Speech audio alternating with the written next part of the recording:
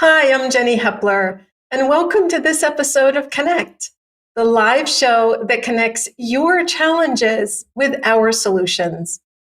Today, we're going to be talking about the cyber resilience team. As we're streaming live to both LinkedIn and YouTube, please feel free during the show to submit any questions that you might have in the chat function on either LinkedIn or YouTube. You can find out more about what we do on our website at apmg-international.com. And to find out more specifically about cybersecurity, watch for and scan the QR codes that you'll see on the screen during the show. Our guests today are Rick Lemieux, co-founder and chief product officer of ITSM Solutions, Dave Nichols, Executive Director of the DVMS Institute, and David Moskowitz, Executive Director for Content Development of the DVMS Institute. Dave, thanks for joining us today. Can you give the audience a brief introduction of yourself? Hi, Jenny. Good to be with you again. I started out, I like to say my formative years were spent on U.S. Navy nuclear-powered submarines.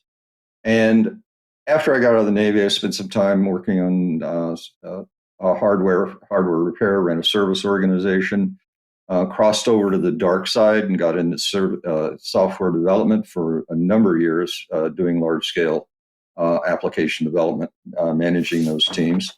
Did a stint running my own IT shop for a small $40 billion company, and then decided to become an entrepreneur.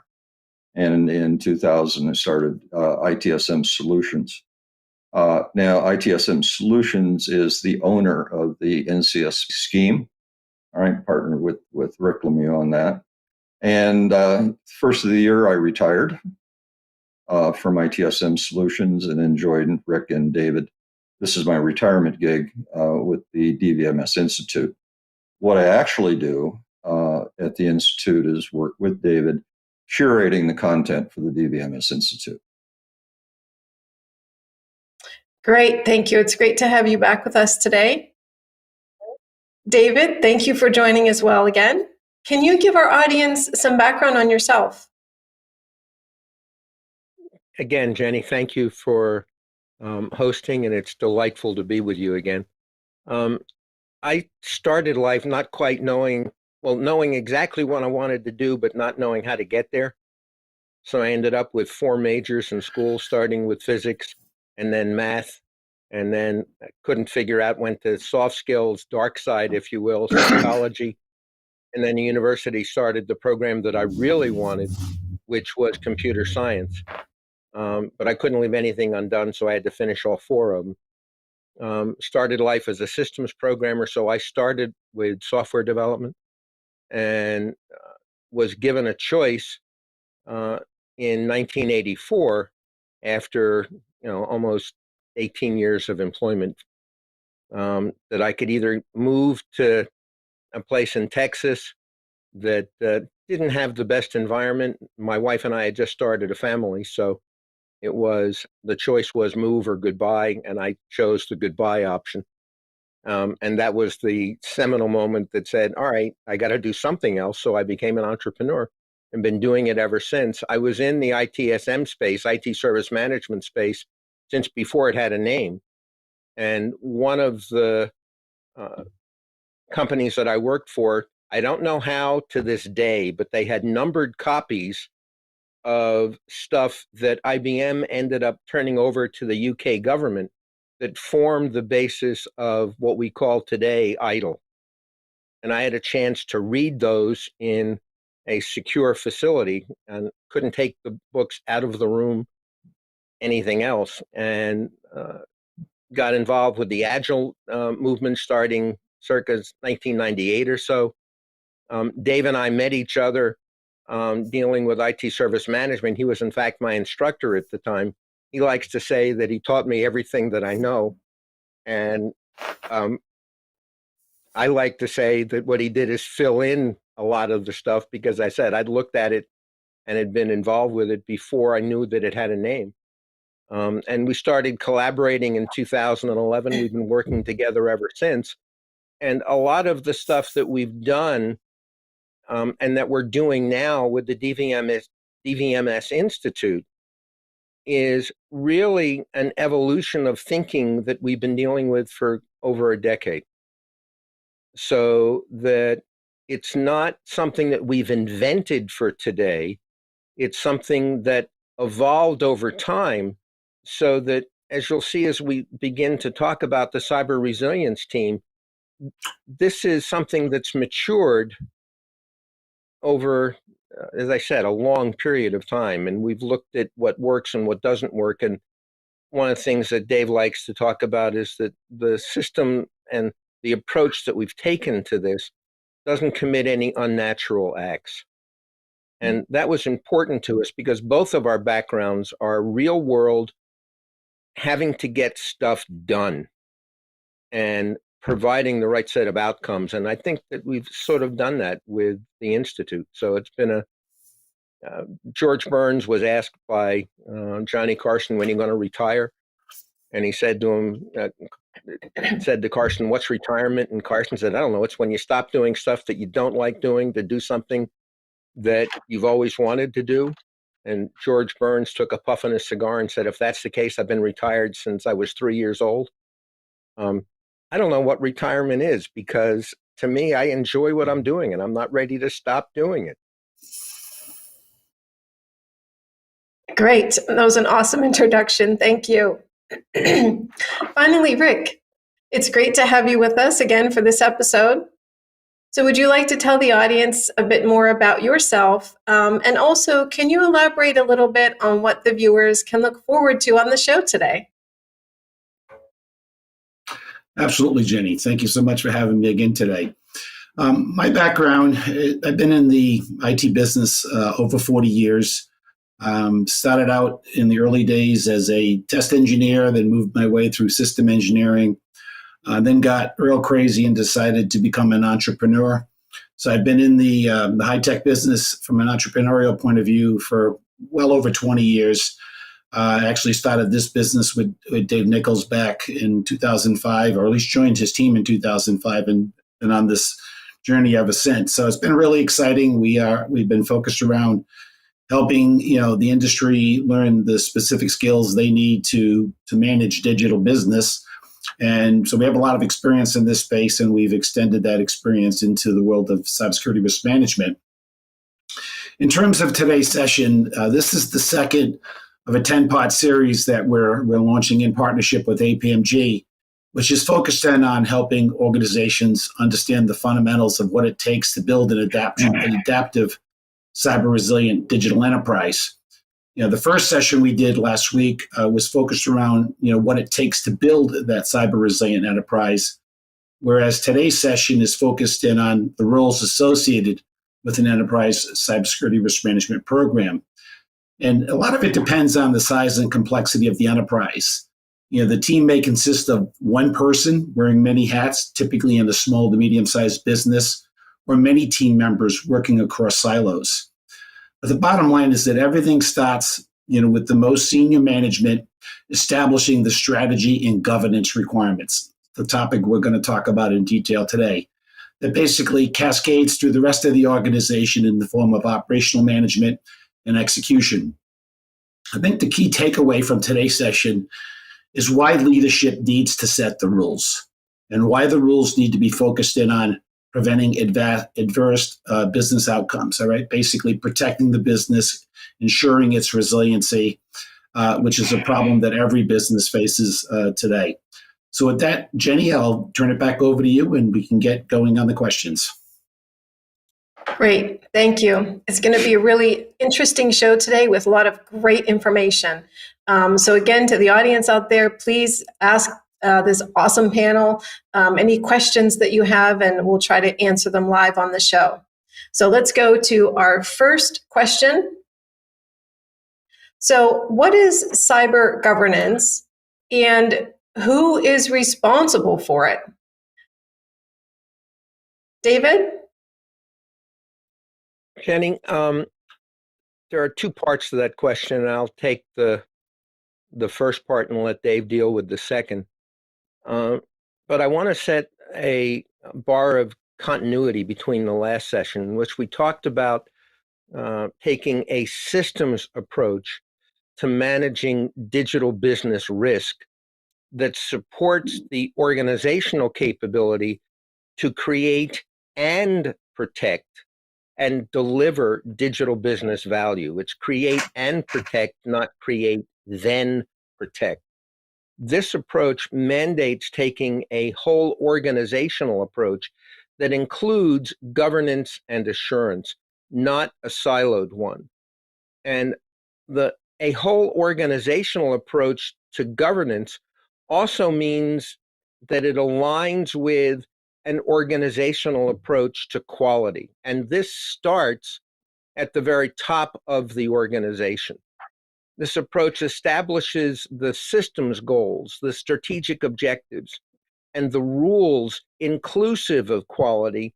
And that's part of what it has to be included as part of governance. In other words, governance establishes the basis for the organization to manage digital business risk in such a way that it allows the organization to concurrently create and protect digital business value.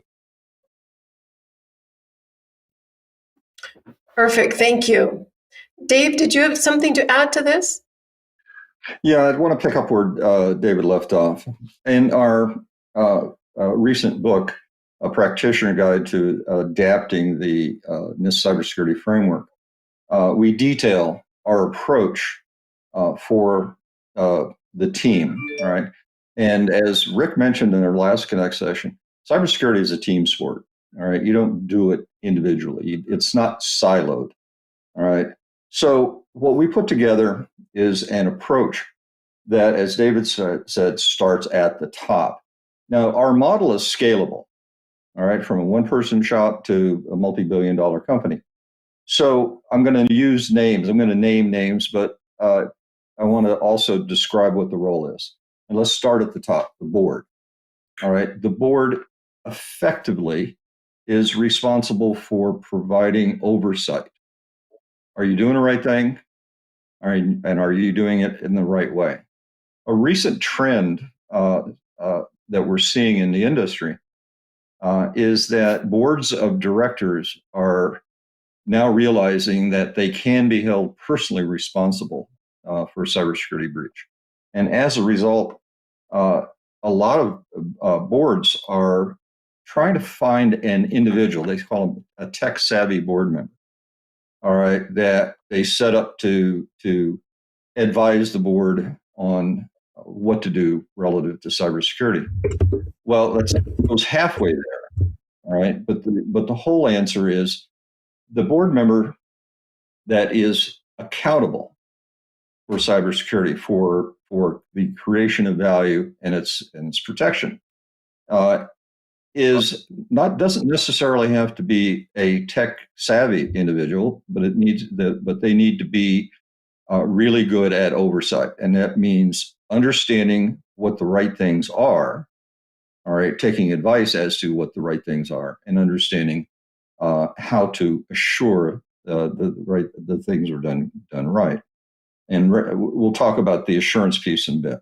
So it starts at the top. It starts with the board, and it starts with an accountable board member.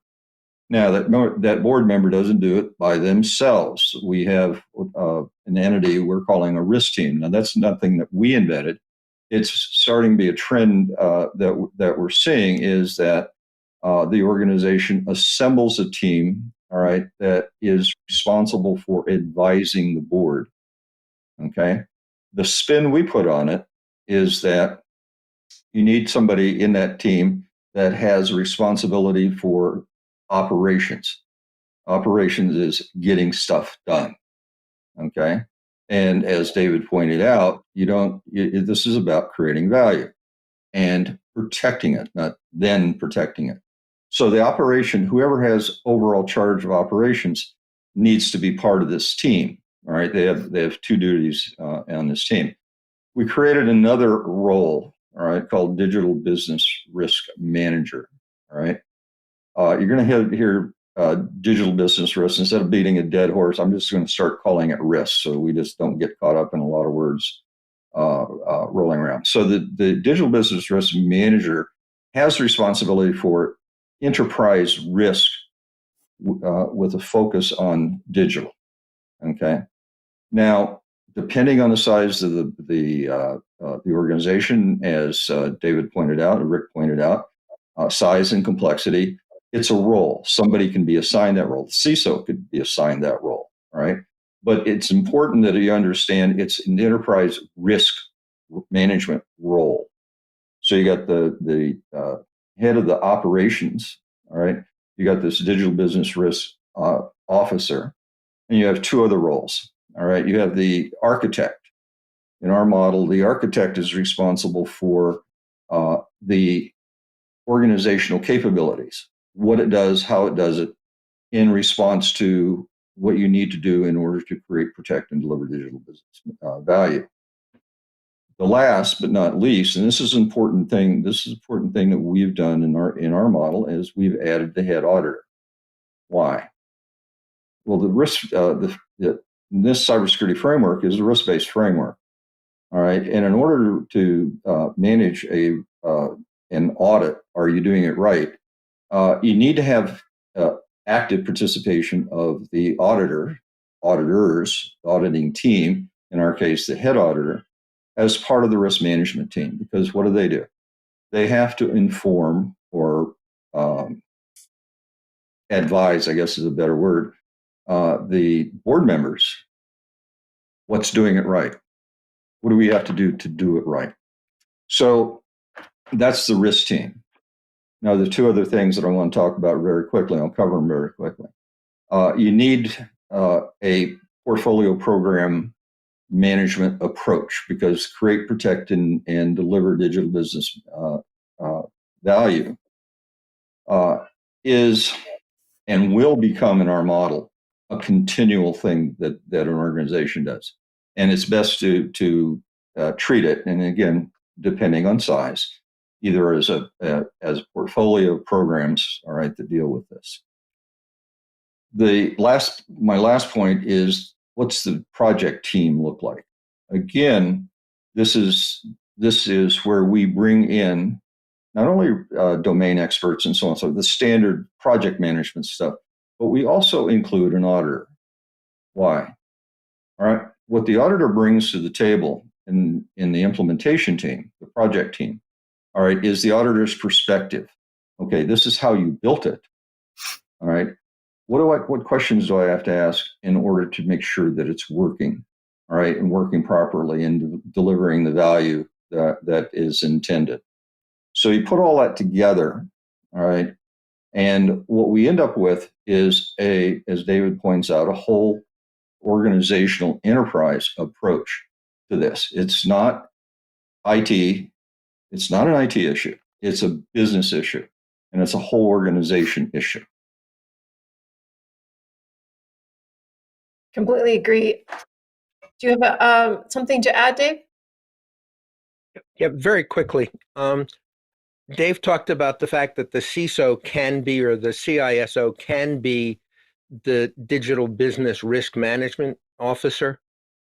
But if they assume that role, they have to understand that it's not a technical role. As Dave said, it's digital business risk. So the role expands from looking at the information security side to the enterprise, the whole organization side. And that's a mindset shift that is an aspect of creating and protecting value concurrently. Agree. I do have one question that I would like to add to put to Rick. Just curious, and for our audience, Rick, what would you say, if the audience had a key takeaway here, would be the most important aspect of cyber governance? I think there are two answers to that question. The first is organizations need to set the rules, and that needs to come from the top, as Dave mentioned in his session.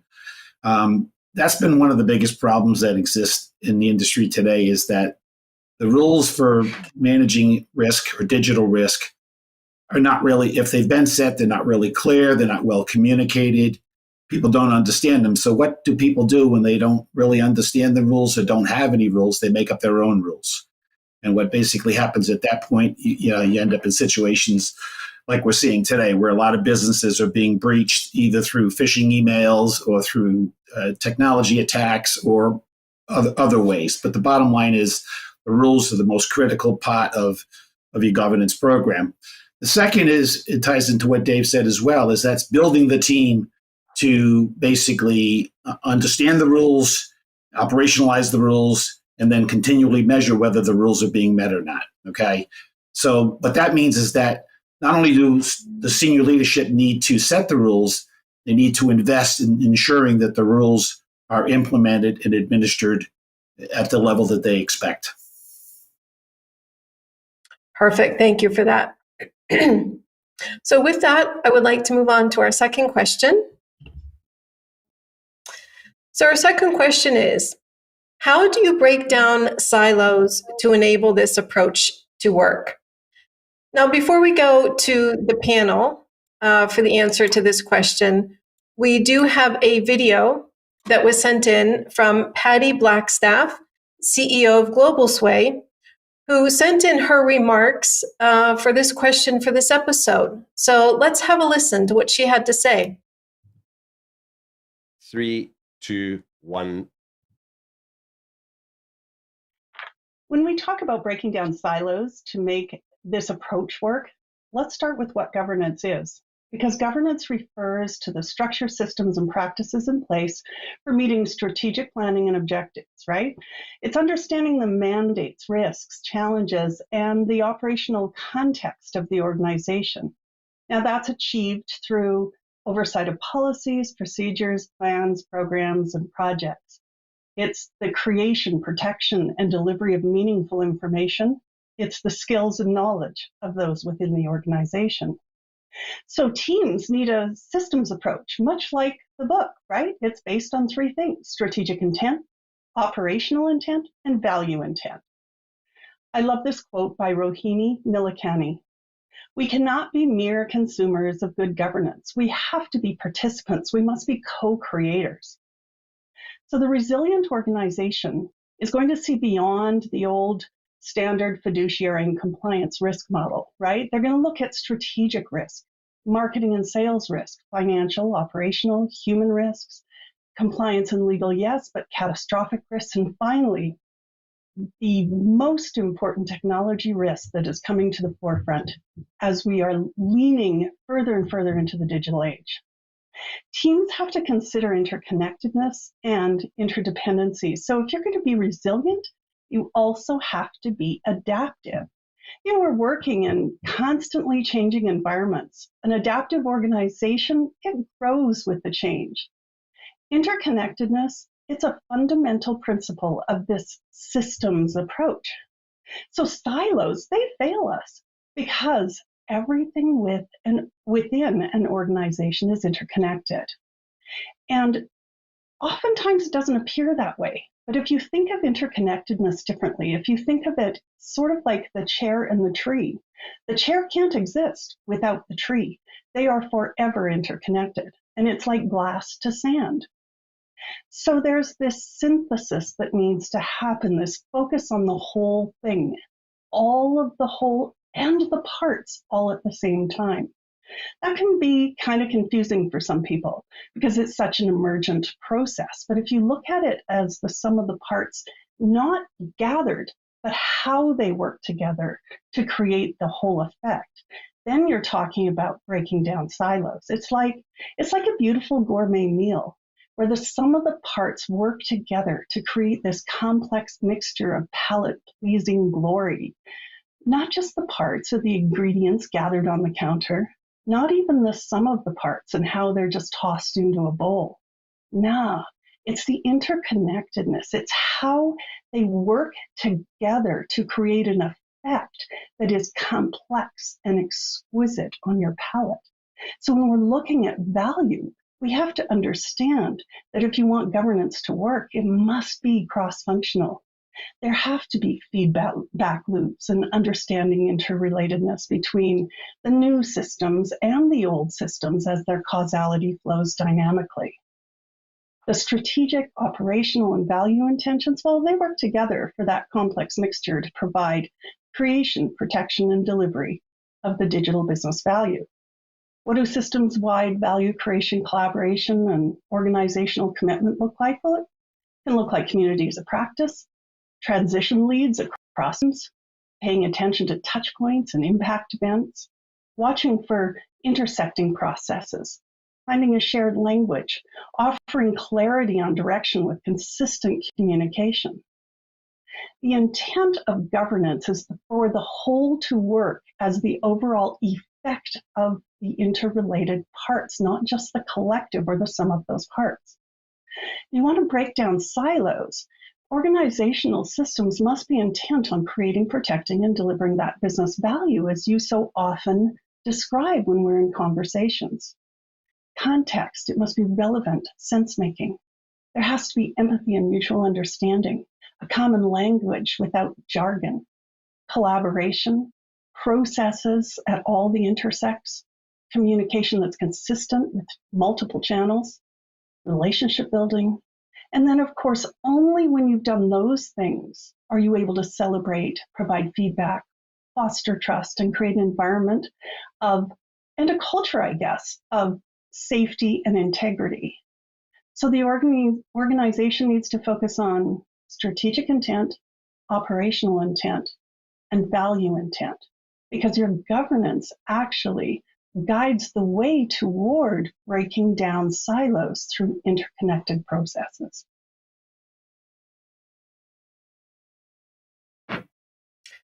Thank you for that, Patty, for sending in that video. We really appreciate it. And I think you made some excellent points there.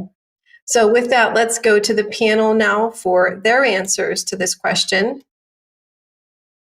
Dave, should we start with you?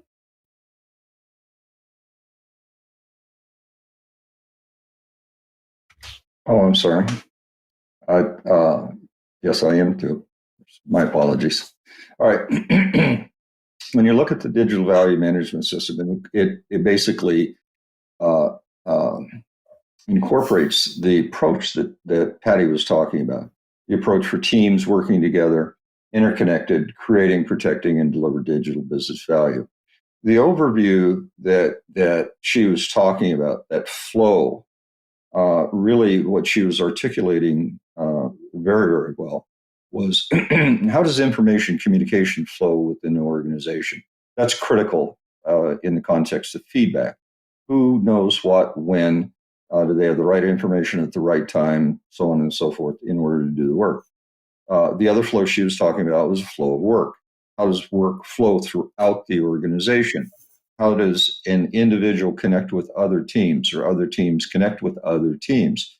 All right, in a large organization or even a small organization, the complexities, the number of connections that you have, all right, really can almost blow your mind if you think about it in the context of silos. But once you start looking at the interconnectedness of the way information communication and work flows along with innovation, creating new capabilities or improving existing capabilities. Right? So everything she was talking about in our model with the flow of work, flow of communication, and the flow of innovation, all right, is I guess the lifeblood of how complex adaptive system works. Okay, and as she pointed out eloquently, it breaks down. Silos can't exist in that environment. Okay, just by doing it, it breaks down the silos. David, do you have something to add to that question?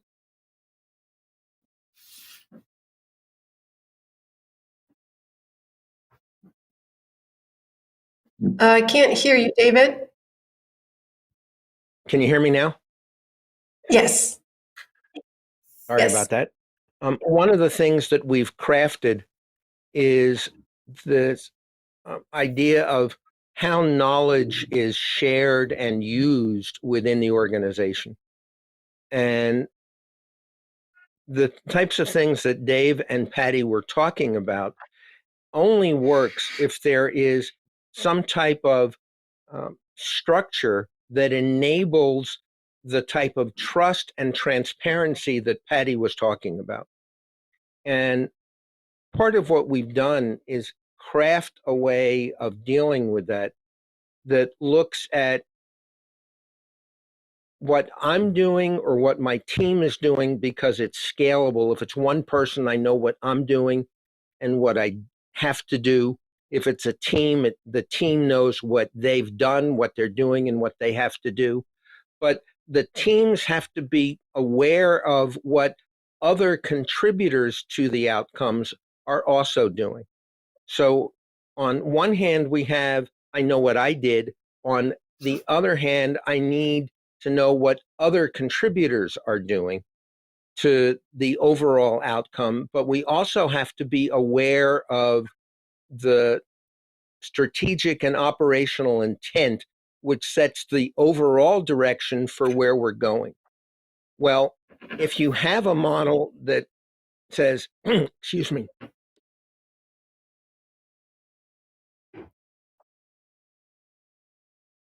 if you have a model that encourages the type of intra-team and inter-team cooperation within the context of what we have to do, what we have to do with regard to the overall strategic objective, part of what that begins to do is build the trust, build the transparency, but it also supports knowledge transfer and it also supports mentoring so that everybody is aware of what's going on. But part of the aspect of this that makes it work is you need cross-domain knowledge. You need that type of knowledge and experience so that if we're talking about something with a network and somebody is dealing on the software side but doesn't understand some of the hardware issues, they can get that input. And the same thing is true from the software side. But what also has to be included is not just this idea of what the implementer is doing, but also the idea of what the auditor is doing, so that you have the perspectives of multiple implementation and audit capabilities all sharing their knowledge to make sure that the outcomes that are delivered meet the strategic and operational intent. Dave, do you have something to add to that? Yeah, just very, very quickly. What David just described, all right, really is what Patty pointed out is the synthesis. All right, the entire system coming together. She used a gourmet meal as an example. What David just talked about is really the synthesis of an organization working in these teams. I envision it as a weave. All these teams are basically weaved together, and as they come together, synthesis is something that is greater than the whole, and that's what she was talking about in the context of the meal. When you get a team working and doing the things that we're talking about, it really creates a high performance environment. Silos cannot exist in that environment. They break down because of the communication and the way work gets done. David? Yep. At the beginning, both Dave and I talked about the fact that we have a military background, Dave on submarines and me with the Army. And the submarine has to be, by its very nature, a high performance team. And I've worked with Army Special Forces teams, and the essence of what makes them high performance special operators, the essence of what makes a submarine work is this shared knowledge. And it's this I know what I'm doing, but I also know what other people are doing, and I know what our mission is. And so that what we're talking about is not anything that is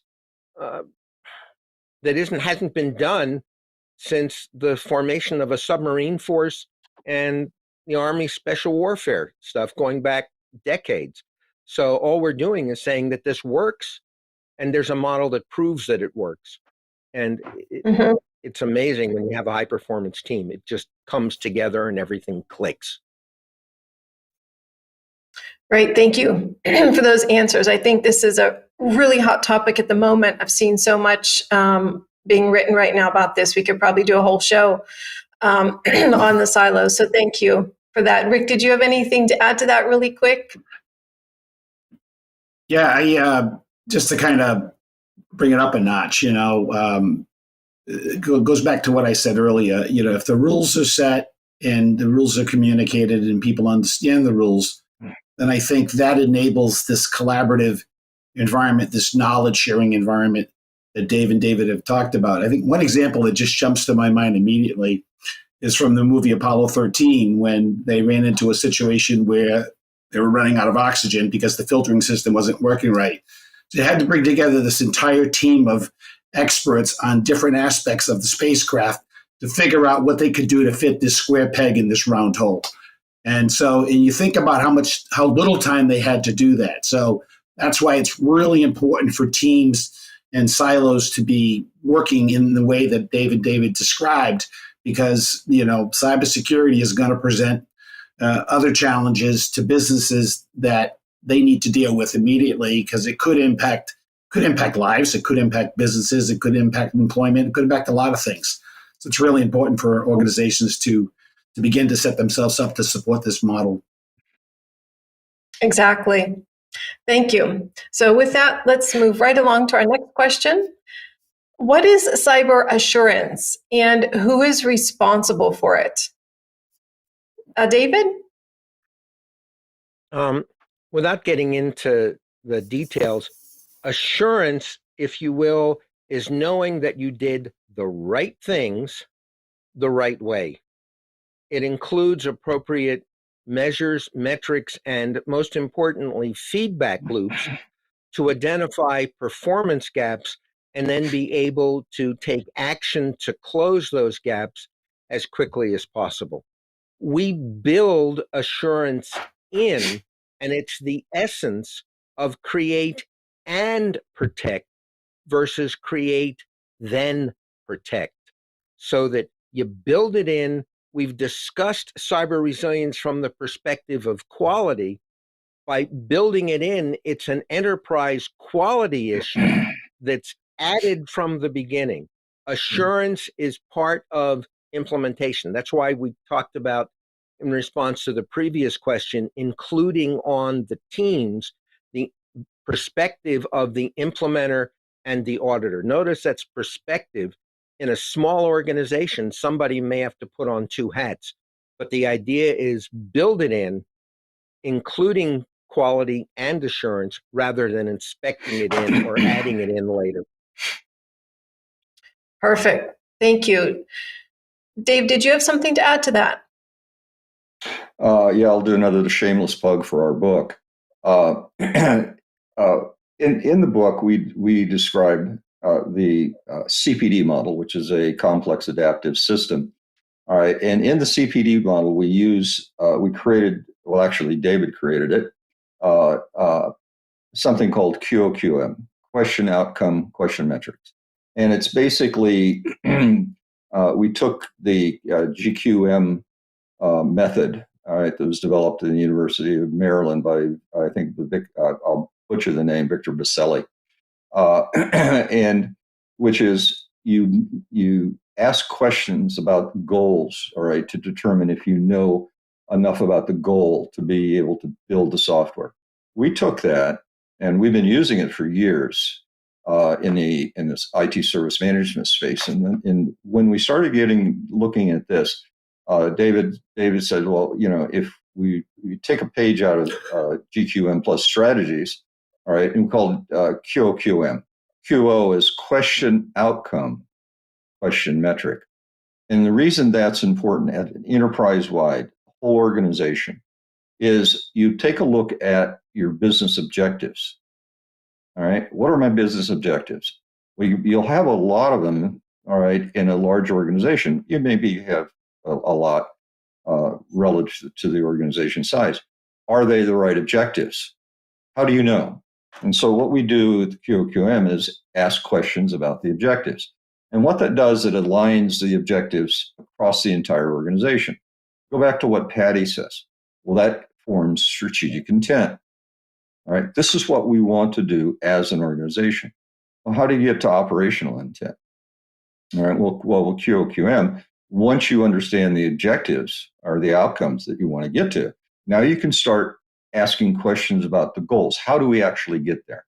And this then adds in the important part that both Rick and David were talking about, the perspective of the auditor. Okay, the implementer, I don't want to offend anybody, but the implementer kind of has it easy. All right, the implementer is going to build something. All right, the auditor, on the other hand, particularly in a risk-based environment, has to look at that new capability or that enhanced capability and say, okay, once this thing's operational, how do I know it's doing what it's supposed to and delivering the value that it's supposed to? And so we add in these two aspects, strategic intent, QO, all right, and operational intent. How are we actually going to do these capabilities? And what we do is we build into the capability, build into the capability the measures and metrics. Otherwise, as you run these systems and create value and protect it, you're generating measures and metrics, and that can be used by the auditor to do what Rick said. All right. Assure strategic intent. Okay. And let me just kind of rephrase that so I don't confuse anybody.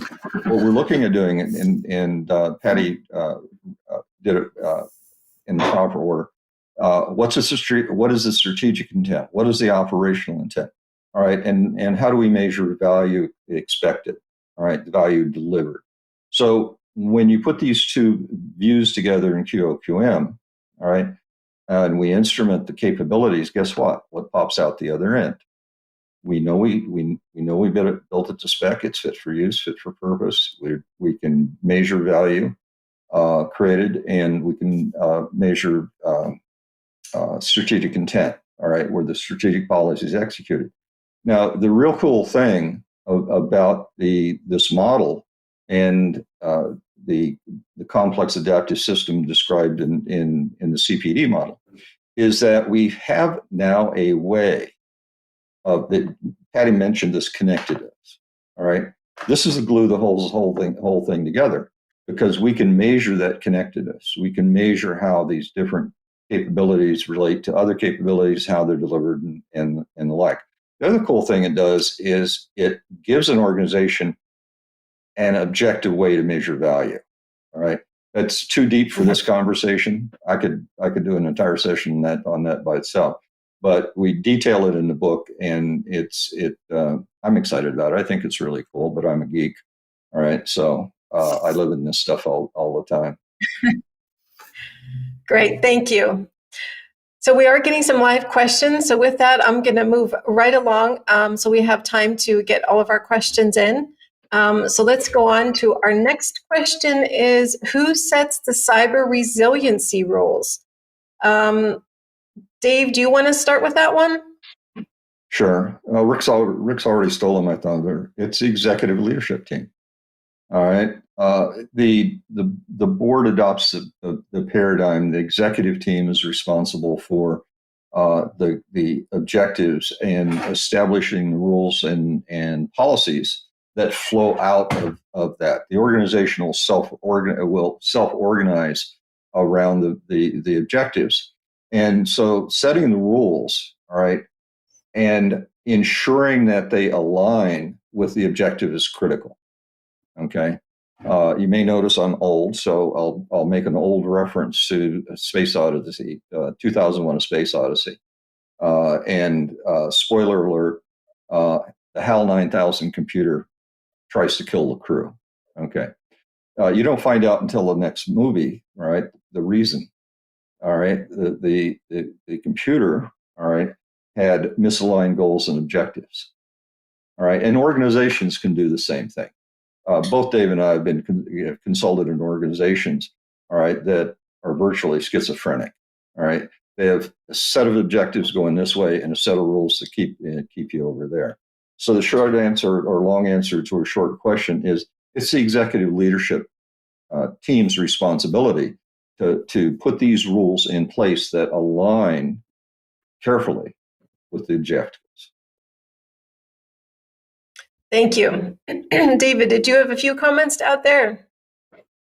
Yeah, very briefly, I just want to pick up with what Dave, Patty, and Rick have said, and just connect it to what we talked about in the last show, and that is that cyber resilience is a byproduct of managing digital business risk that enables the organization to create, protect, and deliver digital business value. That's a mindset shift. So the basis for the cyber resiliency rule starts with this mindset shift that creating value and protecting value are two sides of the same coin, if you will, that are concurrent activities. So that once that's adopted, the organizational governance makes managing digital business risk to create, protect, and deliver digital business value results in the policy cascade that forms the rules framework for the organization. So the rules result from, as Dave said, the executive team that establishes the rules, but there needs to be a flow or a cascade in policy that exemplifies this is how we do things here. We create value and we concurrently protect it. Exactly. Thank you, Rick. Did you just have a few comments there before we go to our next question? Sure, absolutely. Dave mentioned about management. The executive team has the responsibility, and the board has the responsibility of setting the rules. They are also accountable for the rules, and there are new regulatory requirements and laws being passed to ensure that they completely understand. Not only are they responsible, but they're accountable. And to me, that's really important because it will put them in a position where they need to take action. Now, needless to say, that's a fairly large responsibility for them in an area that they don't have a lot of familiarity with. So they're going to need a good support team to help drive them through that process in terms of, setting the rules and then enforcing the rules and making sure that the outcomes that they need to achieve are being met. All right. Overall. Mm-hmm.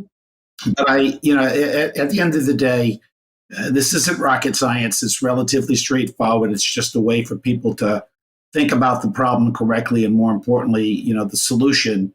And so if they understand it and they are able to, translate that into management policy, into operational policies, the success that the rules that are being set will, I think will work out fine. Great. Thank you. So let's take our next question, and that is, what training and mentoring are available to support the cyber resilience team? Rick, do you want to take that one? Sure, absolutely, yeah. Well, the Institute, has been working on developing a series of publications and accredited certification training programs that directly relate to what I said earlier, and that is, giving organizations the capability to acquire the knowledge and skills to build these, programs that will allow them to, become cyber resilient. And the programs, are designed to pretty much train and educate everyone within an enterprise. So the first set of programs that we built are focused around, teaching everybody, the business workers and anyone else who really needs to know this, which is pretty much everyone else, the fundamentals of what digital business is and its value, what risks are associated with that digital business in terms of threat landscapes, and then learning a little bit about, what is the NIST cybersecurity framework and why is your organization adopting this as the foundation for a new organizational capability. We then built a second product that's focused around those who have the responsibility of communicating, what an organization needs in terms of building out this risk management program.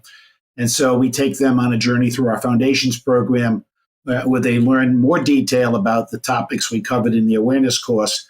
But more importantly, they're able to communicate to the executive leadership in business terms so that they can understand it and understand why they need to invest in it.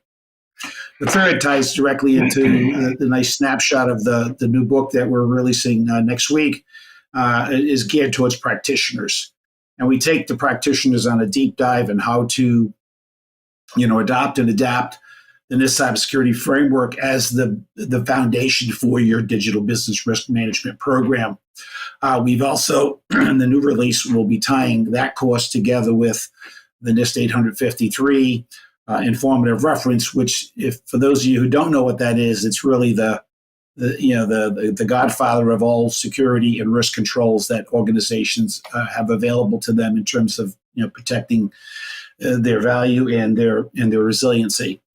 And then in 2023, we will be releasing another series of books focused around how to take what you've already built in terms of the foundation, build around the NIST framework, and extend it into building an overall organizational culture of digital business risk management. Everyone focused around creating, protecting, and delivering the digital business value that we've talked about in both of these sessions.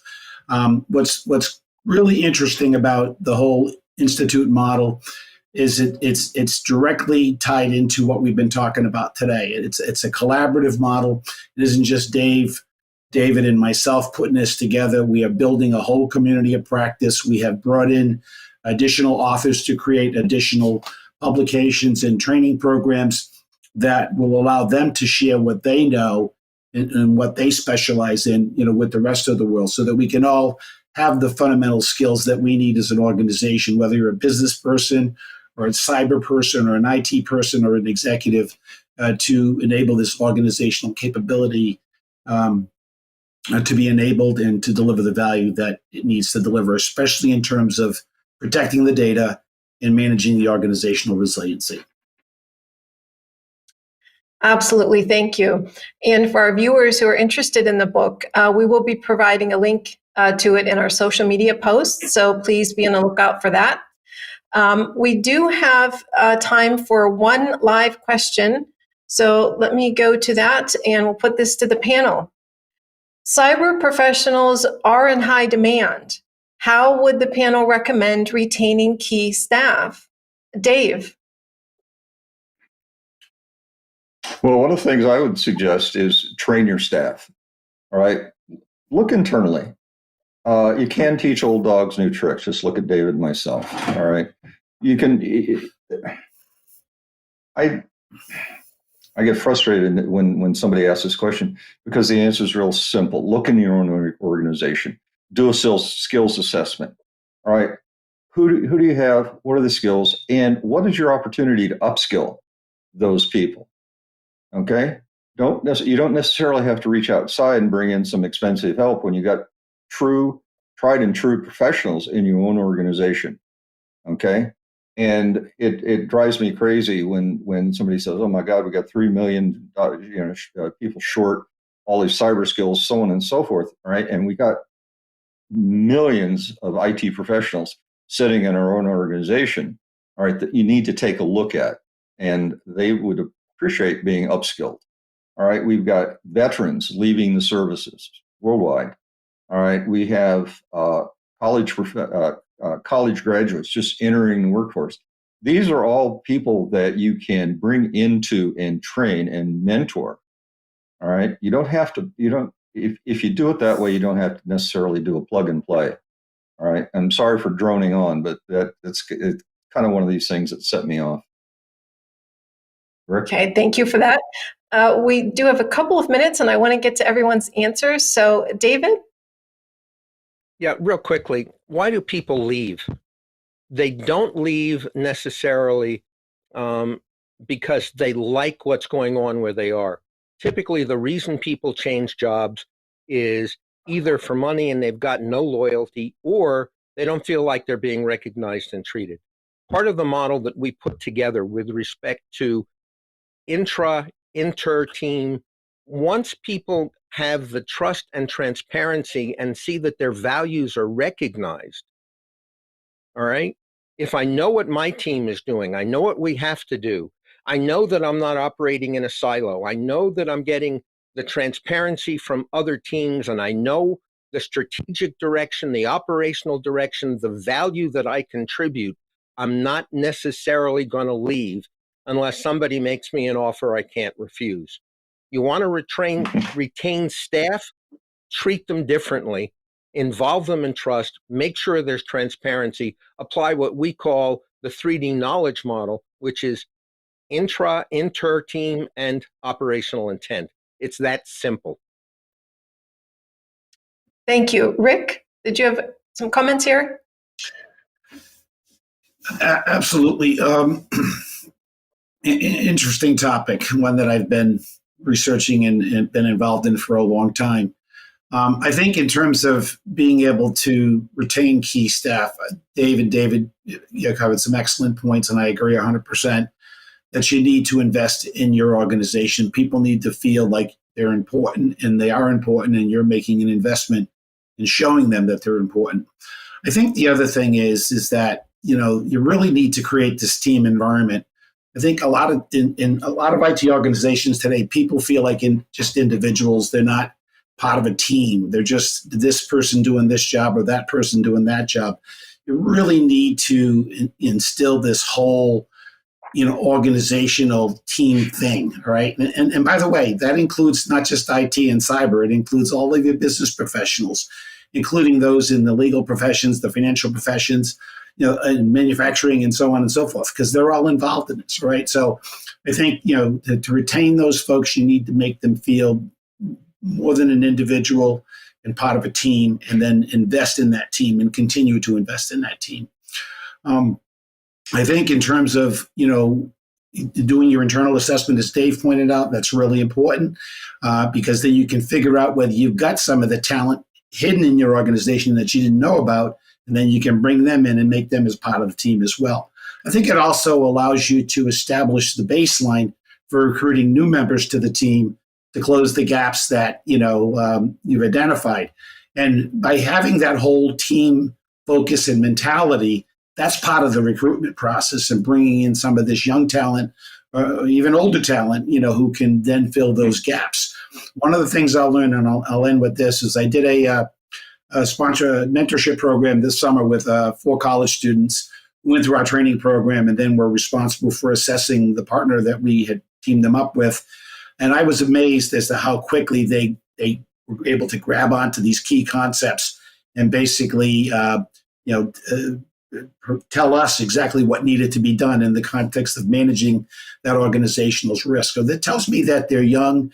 They don't have any legacy thoughts or ideas. They're really a sponge looking to absorb new capabilities. So if you build an organization that is built around the concepts I mentioned earlier of team collaboration, you know, you're appreciated not only as an individual, but as a team member. I think that will be very helpful in recruiting the new talent you need to bring in to fill the gaps. Awesome. Thank you. And thank you all for an amazing show today. We've had such wonderful answers and so much information for the audience to take away today. So with that, we have about 1 minute left. But in that minute, I do want to hear all of your closing remarks. So let's go ahead and just run through the panel. Dave, Nichols? Well, 1 minute, all I can say, Jenny, thank you very much. We appreciate it. I thought this was interesting dialogue among the three of us. I mean, we live and breathe this stuff, all right? And sometimes forgive us for taking shortcuts and maybe using jargon. But I hope we were able to convey the necessity. I think David did an excellent job describing how you weave these teams together. All right, and I think Rick put a nail in it. That's what it really takes to create a high performance team. Absolutely. David? It starts with a mindset shift. All right. And that mindset shift is that instead of creating, then protecting value, you create and protect value, put teams together that are organized around that model, give the teams the transparency and trust that they need to get things done. And the way that you build cyber resilience is by empowering everybody in the organization to see something, say something. That's why we say it's a whole enterprise, not just a technical response. Thank you. And finally, Rick? I'll make it really short. I agree 100% with what David have said. It's pretty straightforward. Awesome. Thank you so much, guys. We'll see you again on a future episode. So with that, I'd like to close out today's show. Thank you all for watching. Don't forget to subscribe to our YouTube channel and follow APMG on LinkedIn to stay up to date with our latest news and, of course, our Connect episodes. In our upcoming shows, we'll be talking more about cybersecurity, including cyber DVMS. See you next time.